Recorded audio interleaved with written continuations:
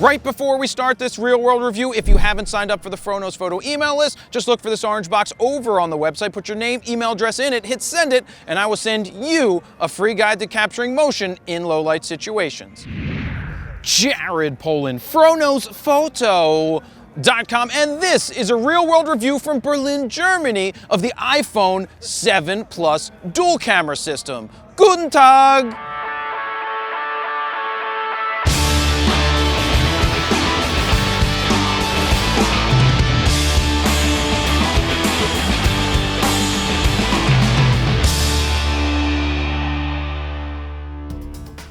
So the first place we started to shoot was at the Brandenburg Gate. I thought this was a great opportunity to try and get some very symmetrical shots of the gate. Now, it's a famous landmark, so that's why I tried to get these perfect shots. We so happened to pick an amazing time to be out here in Berlin to shoot. We were unaware that they were going to be running the marathon, so if you see people running around, well, that's what's going on. Now, this isn't my normal real-world review because I'm usually doing a DSLR or mirrorless camera or something that's more traditionally seen as a camera. But with everybody having one of these, everybody is now a photographer, so there's no reason why you can't get quality images with something like this. So what I'm gonna do here while in Berlin is try and capture some awesome photos with just this, using the ProCam app because that shoots RAW. So in iOS 10, Apple has given third-party app developers the ability to allow you to shoot RAW DNG. So that's what we're here to do, that's what we're here to test out, and now, why don't we get some shots?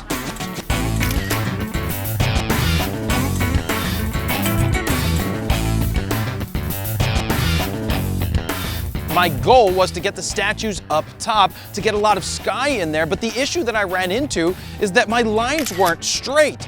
I like to get my line straight, and I was finding that I was missing just a little bit, and one of the reasons that was is because there's a little menu on the screen in the ProCam app that I wasn't sure how to remove. Well, it was actually simple. I swiped my finger up, and it moved out of the way. This way I could get my symmetry better because I was finding that I was missing it because the lens is not on center. It's off to the side slightly, which means I have to compensate with my body or my hand placement to get the image more symmetrical.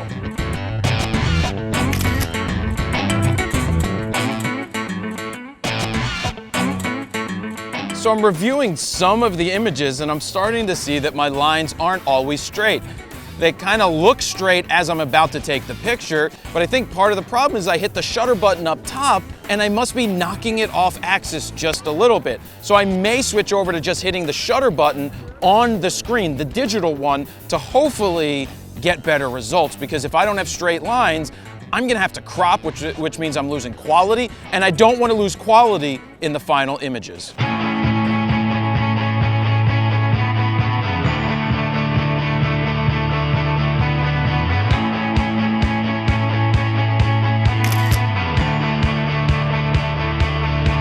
So with the iPhone 7 Plus, you don't have one, but you actually have two image sensors built into the phone. You have a wide angle, which is an f1.8, and you have a telephoto, they're calling it a 2x times zoom, which is a f2.8, which means when you switch from one lens to the other, you're gonna end up losing a little bit of light. Man, that is not stable. You have to remember that this camera that's in this phone, you have nothing to grab onto. We don't have a grip. We don't have any way to stabilize it other than the built-in image stabilization in the one lens. This is not easy at all because normally you have a grip to hold onto, but here you have to hold the phone a certain way to get better stability.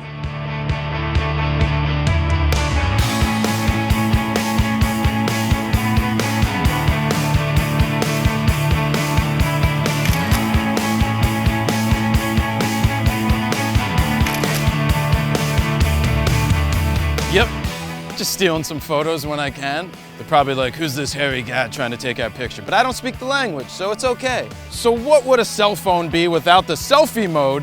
We might as well shoot a selfie with the front-facing camera because I'm here shooting pictures. Who's gonna shoot pictures of me? There's not like there's a million people around. There actually are, but I'm gonna attempt to get a selfie. Oh, and again, this camera isn't lined up in the middle, so that's not easy. I gotta find where I'm needing to be. This is not easy.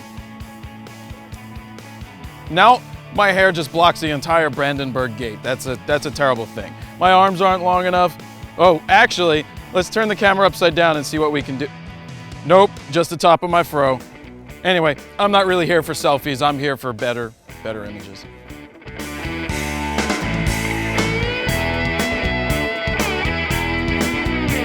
Jump.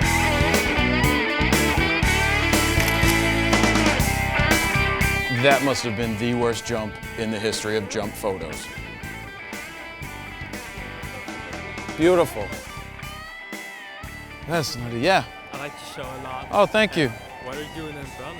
We're testing out this, the iPhone 7 Plus. What was pretty cool when a fan came up to me and wanted to get a picture, but I thought he wanted to get a picture with me, but no, he handed me a disposable camera and asked me to take a couple of photos, so I obliged. Just because you may be a tourist doesn't mean you need to shoot like that. Try to get your composition spot on because composition is going to help your image be a much better shot.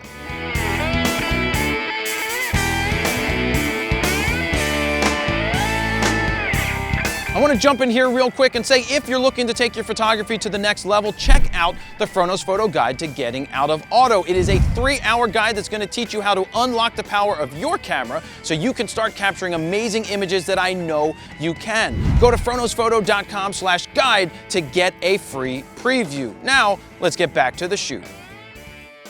So then we moved over to the corner of the Reichstag. Now it's a really awesome looking building. The architecture is incredible. It also gave me a great opportunity to shoot up at the corner of the building that was being bathed in beautiful morning light. There were also some awesome clouds to try and capture, and I think I did a fantastic job over there. They're some of my favorite photos from this shoot. Gotta find my angle.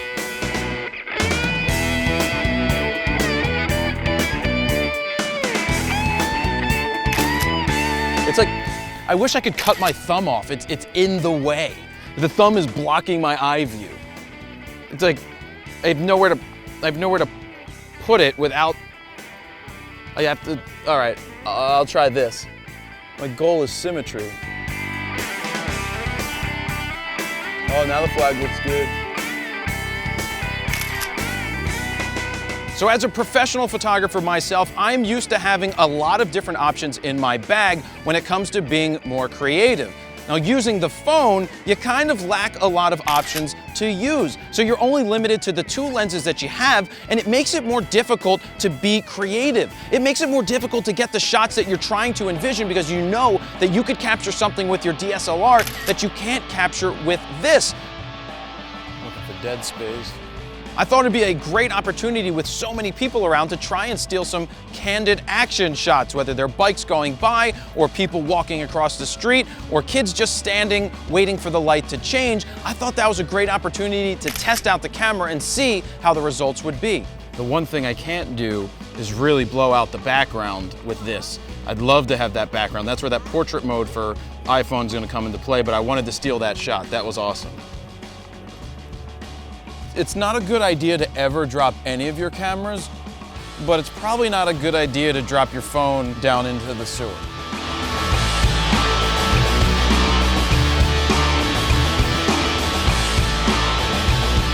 The goal right here is trying to steal some street photos. Street style, people doing things, kids and stuff pushing the button behind me. I mean, that's what street photography is kind of all about. And yes, the phone is a little more discreet. You just have to be pretty good at what you're doing. Bike! And then you have to also take into account that you don't have a lot of depth of field here because I'm not using the iPhone app. Actually, the iPhone app for portrait mode isn't even out yet, so I just have to concentrate on getting good street photos.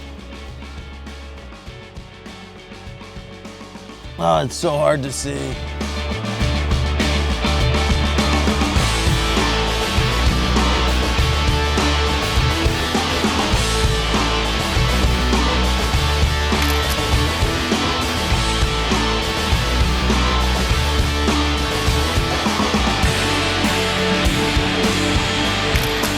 So what these stones signify right here on the street is the separation point between East Berlin and West Berlin when they put up the Berlin Wall. So if I was standing here all those years ago, pre-1989, obviously I would be in no man's land, not a great place to be, but I thought that this would be an interesting photo. feet straddling both lines of the Berlin Wall, get the shot, and then move on.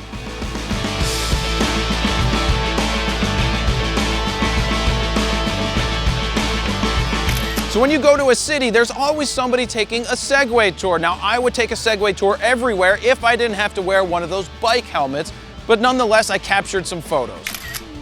More Segways. I'm gonna get some Segway tour photos. Yeah! Look at he's motoring. Motoring!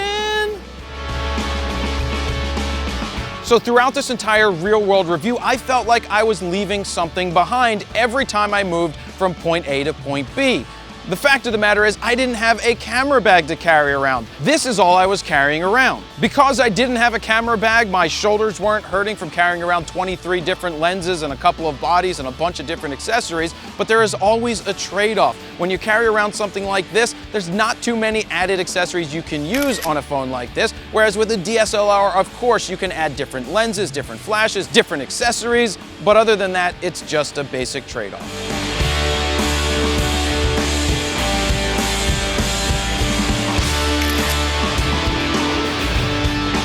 So being that it's such a challenge to capture candid moments and action shots with just the phone, I thought I'd try to steal some images of bikes chained up against the bike rack.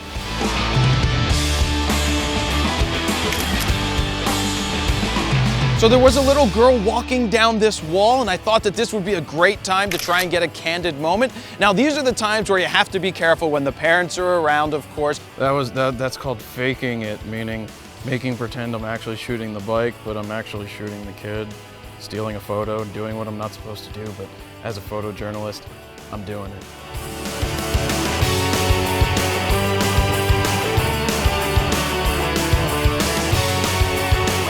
Quick tip, if you want to blow out the background no matter what camera phone you have, or if you have the 2x optical zoom of the iPhone 7 Plus, get closer to your subject.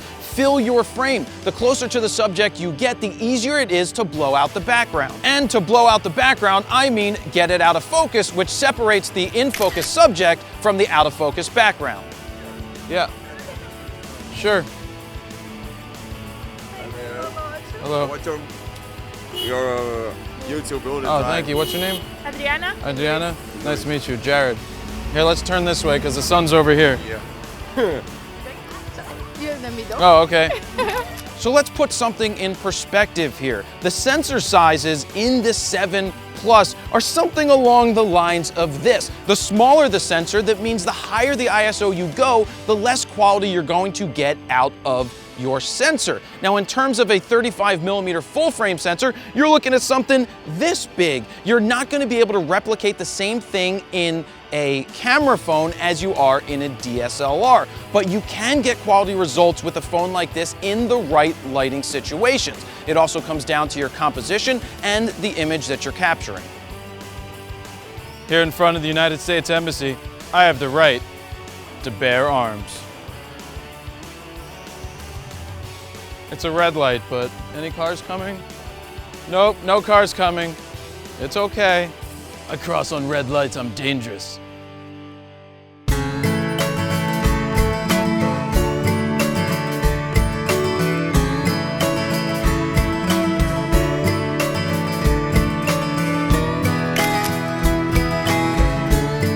Just as one person gets out of my shot, a million people get in my shot.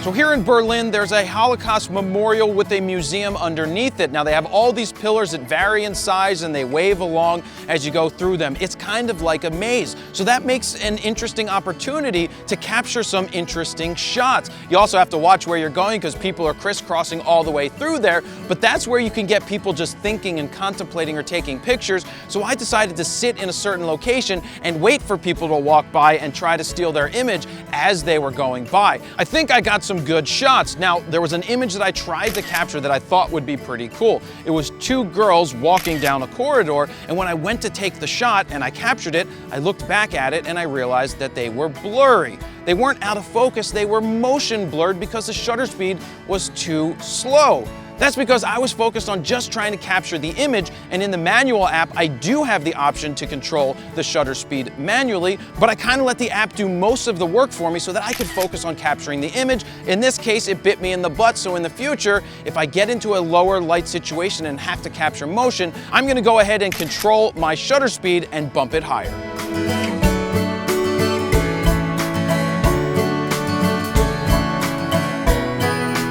One of the things you need to be careful about when using the iPhone to take photos is that you don't have a viewfinder like a traditional camera. Whether it's a through the lens viewfinder or just an EVF, you don't have it. So sometimes in bright daylight, it makes it harder, no matter how bright you make the screen, to see the image that you're about to shoot. One easy remedy is if you have a histogram, if you have the option of turning that on, that's gonna give you a basic representation of your scene to make sure your exposure is where you need it to be. Here's a quick tip. One of the #1 mistakes that people make is this. What is this? This is pinching to zoom on your phone. No matter what phone you have, whether it has optical zoom or it doesn't, one of the worst things that you can do is do digital zoom. You're losing megapixels there, which means you're going to lose quality. How do you solve this? Simple. You move your feet, you move forward, you move back, you get your composition right, and that's how you stop doing this, which is digital zoom. Move your feet.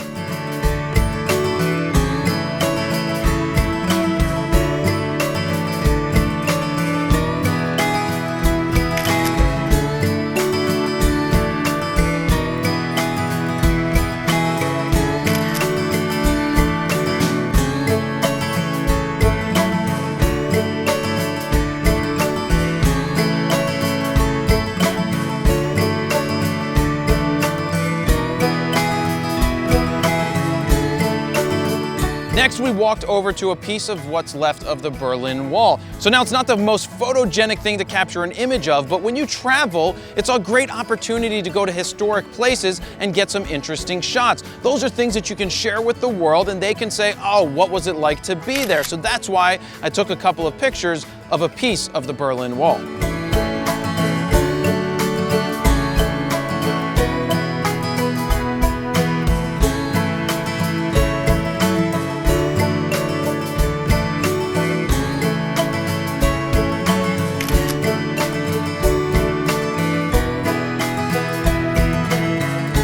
On top of getting wider shots of the pieces of the Berlin Wall, I thought it would be a great opportunity to try and get some detailed shots. There was rebar, there were locks, there were holes in the wall, and that's a good opportunity to try and get those detail shots that go hand in hand with the other wider shots.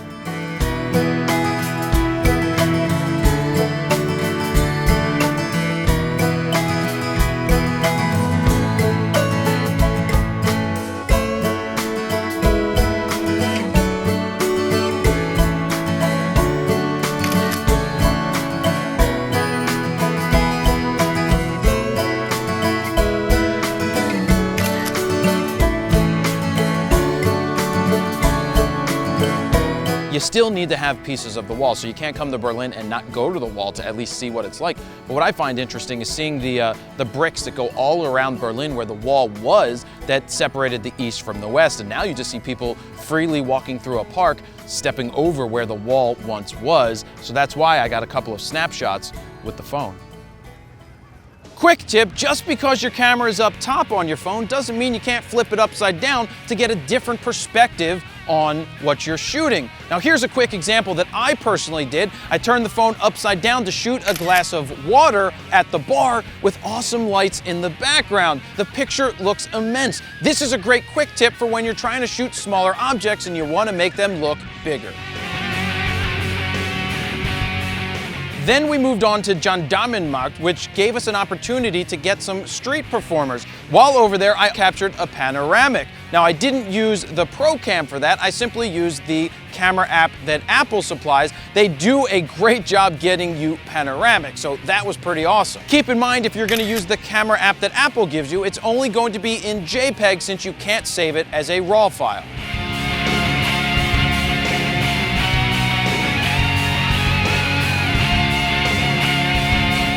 With the iPhone 7 Plus, you're kind of limited on what you can capture, because there were times during this real-world review where I would have loved to have blown the background out even more than I was able to do. I would have loved to have that separation where the little girl is trying to chase after bubbles, yet I can read every street sign in the background. If I had a DSLR with me, of course I'd be able to switch lenses. I'd be able to try and capture that image better. Now, I'm not saying that it's worse with the phone, it's just a little limiting, so keep that in mind. Now, we know that Apple's coming out with the portrait camera mode inside of their camera system. Now, that isn't currently out when I'm testing it here. That's going to give you a digital representation of bokeh, but in this case, it's very hard to blow out the background, especially for shots where the background is super deep and you're far away from the subject. Trying to get some bubbles, gonna lay on the ground, try to get some kids running around.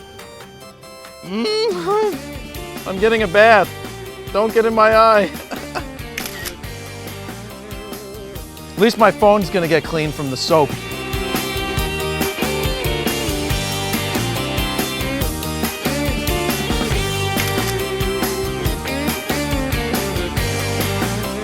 Bubble Brothers.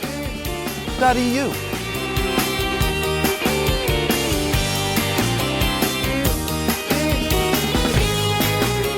Oh, it needs to be right there, yeah. Oh, that was the perfect one, right? So just because you have a camera phone doesn't mean you can't get creative with the photos you're trying to take. So that's when I decided to lay on my back and try to get the bubbles floating over me. It's an interesting perspective to try and capture. Now, I had to be pretty creative doing it, try to anticipate when the bubbles were gonna float over me, but I think I got some awesome shots. Some of them even have the reflection of myself, and other ones have the reflection of the guy blowing the bubbles. It's not the easiest thing to do, but you can absolutely be creative with a camera just like this.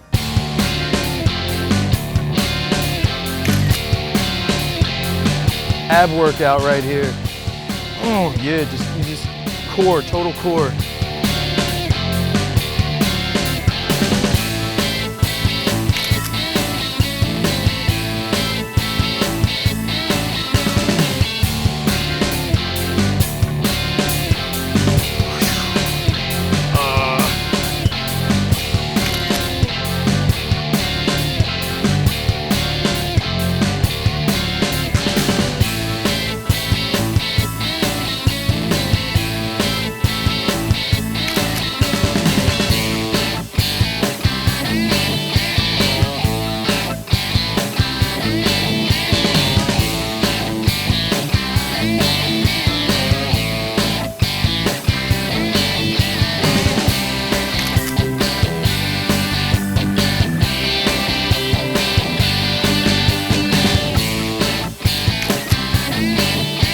Now, the closer you get to the subject, you do give yourself the ability to blow out the background, but it is much harder than if you're using a DSLR and fast glass.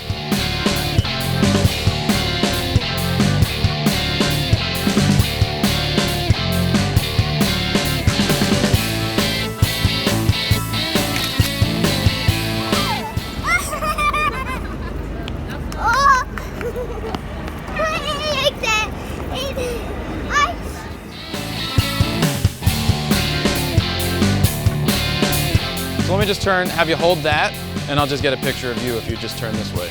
One of the harder things to capture with this phone are candid portraits, tighter shots that fill the frame properly, in my opinion. I ran into many issues because the 2x zoom is great for certain things, especially inanimate objects, but at certain times it doesn't get the job done when I'm trying to capture an awesome portrait or a candid moment. So that's something you need to keep in mind when you're out there shooting.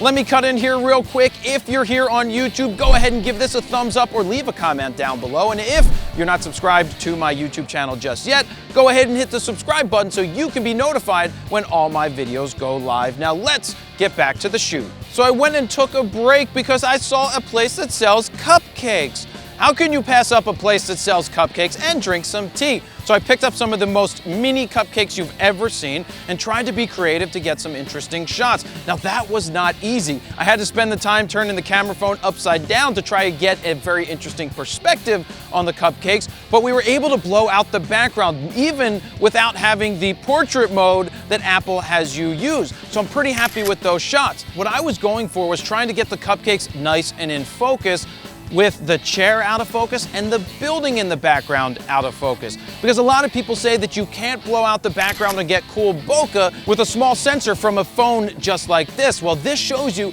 that you can do it. Now, whether it's easy or not is another story, but I was able to capture some cool shots with the cupcakes and other things out of focus. So part of the battle is capturing the image. The other part of the battle is how you process the raw files after the fact, because you're getting the raw data out of this camera, depending on what app you're using. When you get it into the computer or on your phone and you start processing it, that's where your image can come to life. So you better get good at processing your raw files if you're going to shoot in RAW.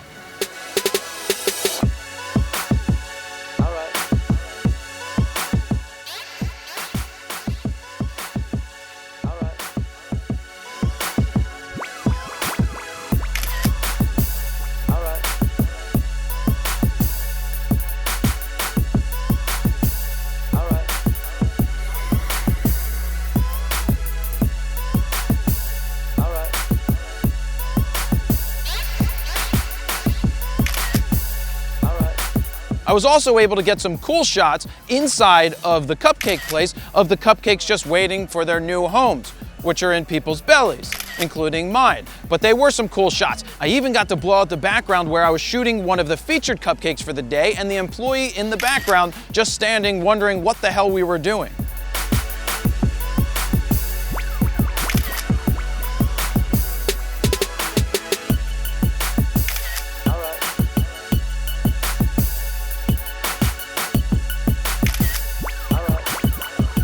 All right, I want to give a special shout out to somebody here. Come on in, Jessica. This is Jessica Bunk. She was very helpful. Give me a high five.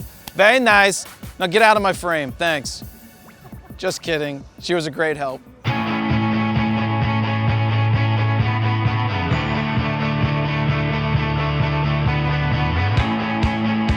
So I had a great time here in Berlin capturing images for this real-world review, but because I shot everything raw, I need to go ahead and process it. But I'm not gonna sit here and do it on my phone right now. That's gonna wait till I get home and back in the loft to do the raw edit. So why don't we send it back to the loft right now and see how the results turned out. So here we are back at the loft, and I want to remind you that if you would like to download all the full res exported JPEGs, you can do that over on the site, as well as download sample raw DNG files to go ahead and edit yourself to see how the results turned out. Now, before I get in here and show you all of the images that I edited, I want to tell you that I edited in Adobe Lightroom back here on the desktop. Sure, on the road, I could have edited in Adobe Lightroom Mobile, but for me, it's much easier to sit in front of a desktop computer to do editing. It's much quicker, easier, and I think I can get better results. Now, with that said, if I needed to use Lightroom Mobile to do editing, I could do it on the phone, or I could do it on the iPad and then turn it out into the world. But being that I had time, I was able to edit it right here. Now, the last thing is I used ProCam 4 app because at the time of the recording, it was the only app out there that let me shoot raw DNG, but gave me the ability to use both lenses, where Adobe Lightroom didn't have that capability at that time. Let's turn here and look at some of the images. Now here you have the Brandenburg Gate. Now you can see that I shot it at 20 ISO. Most of the time I let the camera do all of the work, or in essence, I let the phone do all of the work. The app that I was using, I let it pick the settings for me, though I still had manual control over it. That's one of the reasons I use ProCam 4 versus Lightroom, because I have more control over the manual settings if I want to make some tweaks. So I'm happy with the results that I got out of the camera right here. They look perfectly fine to me. The colors look great. The sharpness look great. In terms of depth of field, for a shot like this, it doesn't really matter. Here you can start to see where my lines aren't perfectly straight. I ran into some issues when I was pressing the shutter button or moving the phone. It kind of moves and moves axes, which means that sometimes my angles aren't perfectly straight. Moving on to a shot like this. Now, I printed this photo photo out. One way that you can tell if a photo is quality is how does it look when you print it out. It's one thing to pixel peep on the computer, but it's another thing to see a final print. Now this print I think looks fantastic in the detailed areas of the building. If you hung it on the wall and you said to somebody, what was this taken with? Or if you just let them look at it, they're not going to sit there and say, oh, did you take this with a cell phone or a DSLR? Because a good photo is a good photo is a good photo is a good photo any which way you slice it. Now, if we're going to analyze it just a little bit, in the print and in this area, you can see the defined noise, the defined grain. That's when you're pixel peeping. But again, this is 20 ISO. Keep in mind that the sensor is super teeny tiny on a phone like this, and you're not going to get the same quality as you are going to get on a DSLR, which we'll talk about in just a minute. Moving on, stealing a candid image. I found that most of the shots that I was taking, I was using the 2x zoom. Why? Because that gave me that 56mm equivalent to try and snipe some of the candid images that I'm used to trying to capture with longer lenses. In some cases, the wide angle came in handy, but you can see for an image like this that the background isn't blown out. You don't have that beautiful bokeh. Now, no, it's not even blown out at one bit at all. Some of the other images coming up will be. But that brings up the question, what do I think about the digital bokeh effect for the portrait mode that the iPhone's going to be releasing shortly? When we were in Germany, that wasn't out yet, and it's still in beta when we're making this video, but from the sample files that I saw, the bokeh looks pretty good. Now, on some of them, you could see a halo going around the image because it's doing some separation there, but for the most part, I think the digital bokeh is a pretty good representation of what actual bokeh looks like. And I know some traditionalists in the world are going to be like, it's digital, I don't want to do it, it looks terrible. No, it really doesn't look terrible. And I think that it's a good thing, it's a good opportunity for people picking up a phone like this to start to see what bokeh actually is, to start to speak the language of photography, to understand what it is so that they may graduate to a DSLR or a mirrorless camera. Now, I call this training wheels. A camera like this or a phone like this is training wheels showing people what the possibilities are. But I think they may run into problems when they do graduate to a different type of camera because they're going to take a picture and be like, well, why isn't the digital bokeh there? Why isn't it working? And then they're going to need to be educated to see how it works. I'm not upset with digital bokeh. I'm actually looking forward to getting it so I can use it to get blown out backgrounds, but I love a shot like this candid in black and white. You wouldn't be able to tell me that it was taken with what it was taken with. Just a cool photo of the Berlin Wall where it used to be. I'm straddling both East and West Berlin. Then we had people crossing the street, just basically sniping that shot right there. Bikes. Who doesn't want to take pictures of bikes? But it looks good in black and white. I'll say this. A lot of the images come to life in post-processing, in how you edit them. That's where they come to life. Having the raw file capability with iOS 10, we know that Apple is not the first phone to go ahead and put raw capability into it, but now that it has it, that's what I'm here testing. Having the raw file gives me such more ability to edit the file after the fact to where I want it to be, to bring it more to life. It's not about getting the exposure wrong, it's about bringing it to life, and I think I was able to bring these files to life really well. Here's an example of where you can see some bokeh in the background. You can see that I'm focused on the little girl here, and the background's starting to blur out. If I could blur it out even more with the digital bokeh, I'd be even happier. But that's a really cool shot right there. The black and white tones, they look pretty good as well. You can see that with the 56mm lens, that's a 2.8, whereas the wider one, it's a 1.8. But I'm happy with the tones here, happy with a shot like this. It gives me the ability to be creative. Is it going to replace my DSLR? No time soon. Would I use it if I needed to use it to get the shot? Absolutely. This is an issue that I ran into. You can see that these girls are walking away, and this would have been a good shot if it was sharp and in focus. Then I looked back at what my exposure was. It was 1/50th of a second, so my shutter speed was extremely slow, and I'm only at 25 ISO. I could have bumped it a little bit if I was paying attention, but being that I didn't have the exact controls of like a DSLR, I'm more focused on capturing the image that's in front of me, when now knowing that with that ProCam 4 app, I have the ability to tweak my exposure. I could have bumped my shutter speed up higher, and it would have compensated to hopefully allow me to freeze this action. Still, one of the differences between Lightroom Mobile and this ProCam is that Lightroom Mobile doesn't really give you a lot in the way of manual controls, at least right now. If they do start to offer me more manual controls, I will replace ProCam 4 straight away so that I just live in the ecosystem of Lightroom Mobile, because I think it's a fantastic way to edit your images. I put this here because it's just the Berlin Wall. It's a piece of the actual Berlin Wall. It's not in a great area, but it's a good snapshot. You know what? This phone acts really well for taking snapshots. In the right hands, you're going to get great results. With just the everyday people, the 99% of the world who just want to take a picture and share it with the world, they're going to get fantastic results with this. And I think they're also going to end up getting poor results if they think that they're going to get awesome photos in low light situations, where no cell phone is really going to shine in low light situations. We'll get to more of that in a second. Bubbles! We got to shoot this guy doing bubbles, and it was a good opportunity to get interesting shots. You can see that the bokeh in the background is non-existent. If I could have I don't know how digital bokeh would have worked with this, especially with bubbles flying around. It may not have been able to do that. And let me reiterate why I didn't use the camera app again that Apple has. It doesn't let you shoot RAW. It's as simple as that. It doesn't give you the ability to save them as RAW files, just JPEGs. You can see how the background is distracting. This is completely in focus, whereas if I had a DSLR, the background's going to be obliterated, but it's still an okay shot. I got to talk to him and get some cool shots. This is one of the only shots I was able to do up close to get a portrait, because when you don't know the people, you have to get a rapport to get a shot like this. And also the 56mm, the 2x zoom isn't long enough. But this looks like it's great quality to me. To get a portrait like this, yes, the background actually has some bokeh in it. That's natural.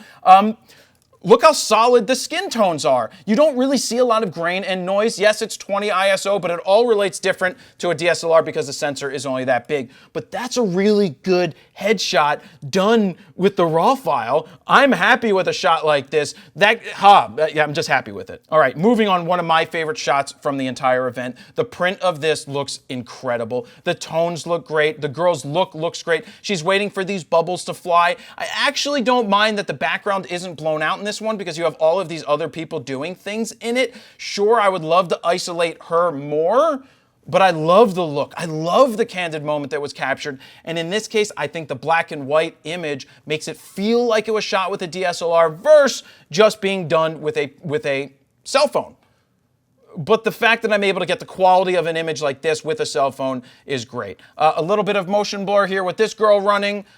Then the bubbles, you can see that I think my exposure was thrown off here. I recall that I had my screen brightness all the way up, and I was going ahead and moving my manual exposures, not thinking that my screen was overly bright, so things on it are going to look overexposed, and I'm compensating. And because I compensated too much, this is why it looks a little grayed out and not super awesome. That's something you have to keep in mind when you're editing, when you're shooting those files. But I love the reflection that I'm getting. Look at this. We have the reflection of the bubble guy. We have my I Shoot RAW shirt reflection right here. And again, you see noise, you see grain, but we're zoomed in 1:1. You're going to see noise and grain in a 5D Mark IV and a Nikon D5. It doesn't matter when you zoom in 1:1. It's in the prints where you get the results.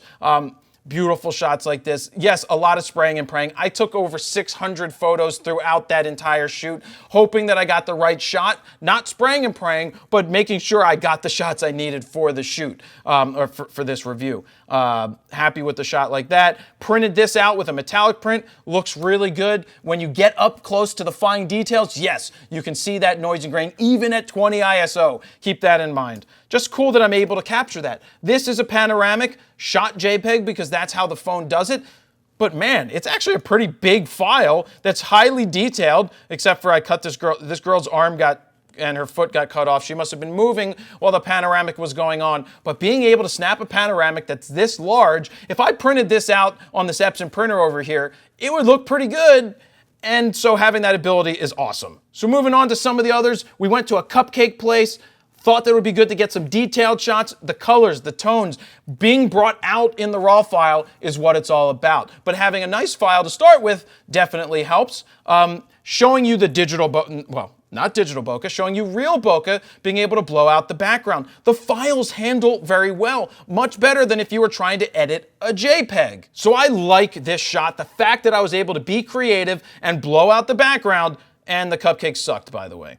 They were overpriced and they weren't very good, in my opinion. Moving on, I picked this because this is 125 ISO. Let's zoom in and see the noise. That noise right there looks like something like 3200 in a normal DSLR. It's a usable shot in a low light. Well, it's not even that low light of a situation. So it's just showing you what happens at higher ISOs. You're going to see more prevalent noise, more prevalent grain. And imagine if it was in a dark area. If this was a dark area, the image would not look this good. The noise and grain is going to be more prevalent, and you're not going to get a great shot. Bokeh. This is real bokeh. Again, I'm focused right here on this cupcake and having her out of focus in the background, 6400 ISO, and then we already talked about this image right here. So what it really comes down to is how were both of the cameras? I think it handled well in my hands. It always comes down to that, is that a good photo is a good photo is a good photo no matter what you shoot it with. You should be able to get quality results with whatever camera that you use. In the right hands, somebody's going to get great results with this. In just the everyday person's hands that's using this, they're not going to overanalyze their photos. They're just taking snapshots anyway, and there's nothing wrong with that.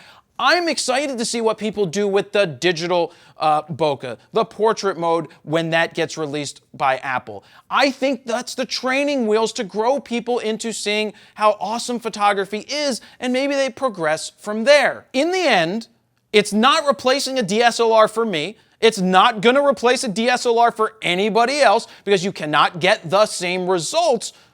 But you can get quality photos like I showed from the prints that I did, that black and white of that girl standing there, whether that was with a DSLR or a phone. It's a great shot. And I'm very happy with the results I was able to get, including being able to edit the RAW files in the computer in Lightroom, as well as using Lightroom Mobile. I love having that ability, and I think a lot of photographers out there will as well. Overall, fantastic results. Very happy with it in a great lighting situation. Don't think it's going to do well in a low light situation, but that is it. That is the real world review of the Apple iPhone 7 Plus dual camera system. Please go ahead and like this video, leave some comments down below, and also don't forget to subscribe here on YouTube. And if you would like a free guide to capturing motion in low light situations, just look for the orange box over on my website, put your name, email address in it, hit send it, and I will send you a free guide to capturing motion in low light situations. And that's it. Thank you guys very much for watching.